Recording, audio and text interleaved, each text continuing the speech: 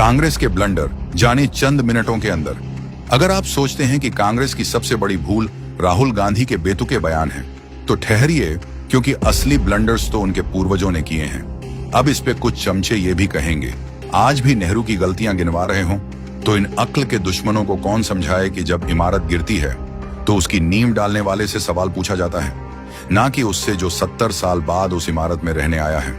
खैर, आज संसद में खड़े होकर देश के एक युवा नेता ने वो कहा जो आजाद भारत की पीढ़ियां सुनना चाहेंगी, कि कैसे कांग्रेस पार्टी ने भारत की जमीन, आत्मा और सैनिक सम्मान सब कुछ नीलाम कर दिया। 1948 में कश्मीर मुद्दे को यूएनएससी में ले जाना हो, 1954 में चीन के आगे तिब्बत में सिर झुका देना, हर मोड़ पर कांग्रेस ने भारत की रीढ़ झुकाई। 1958 में कांग्रेस ने बिना संसद को भरोसे में लिए नून नेहरू समझौते के तहत पश्चिमी सीमा पर कुछ गांव पाकिस्तान को सौंपने का मन बना लिया था। ये वो जमीनें थीं जिन पर सिख परंपरा, पंथ और संस्कृति की गहरी छाप थी, और उसी पंजाब की जमीन को नेहरू पाकिस्तान के हवाले करने जा रहे थे।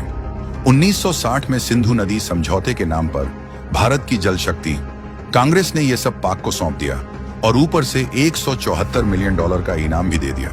भाजपा सांसद अनुराग ठाकुर का दावा है कि 65 में पाक से जंग जीतकर भी रण ऑफ कच्छ के 828 स्वतंत्र क्षेत्रों को कांग्रेस पाकिस्तान को दे चुकी है। ताशकंद समझौते में जीती हुई जमीन लौटा दी। 71 में 93,000 पाकिस्तानी सैनिक तो छोड़ दिए, पर अपने 54 जवानों को नहीं ला सके।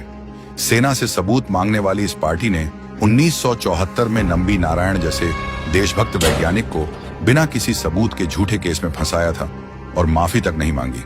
74 में ही पाक को परमाणु तकनीक देने का ऑफर दिया। 1984 में इंदिरा गांधी पाक के खिलाफ किसी भी तरह के परमाणु हमले ना करने को सहमत हो गई, और आज आए दिन पाक भारत को परमाणु हमले की धमकियां देता रहता है। 1990 में अंतर्राष्ट्रीय दबाव में आतंकियों पर कार्रवाई रोकी।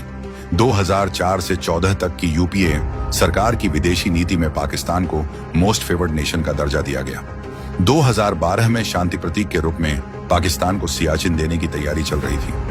कुल मिलाकर माने तो कांग्रेस की विदेश नीति सिर्फ घुटनों पर बैठकर लिखी जाती रही, कभी डीप स्टेट वाले अमेरिका के इशारे पर, कभी साम्राज्यवादी मानसिकता वाले चीन के। आज राहुल गांधी मोदी सरकार से सेना के शौर्य पर सबूत मांगते हैं, लेकिन अपने परिवार की वो फाइलें क्यों नहीं खोलते जिसमें देश की एक एक नींव पर कांग्रेस ने खुद बारूद लगाया। कांग्रेस की कहानी महज चूक की नहीं, चुनी हुई गद्दारी की है।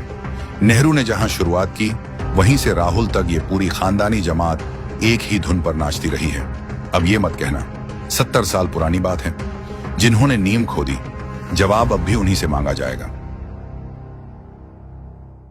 नाम बदला है, नियत नहीं। महाठगबंधन की जरूरत नहीं।